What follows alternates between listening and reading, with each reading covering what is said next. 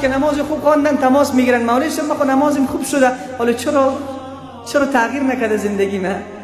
عزیز من، تو نه وارد امتحان شدی، پارچه در دست داده شده، در حال از استاد اول نمرگی طلب نکن، سوالا رو حل بکن.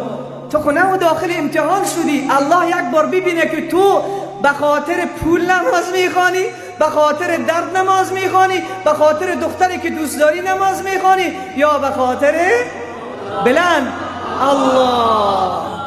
تو به خاطر او نماز بخوان، امتحانت را بده، بعد الله برات میریزه.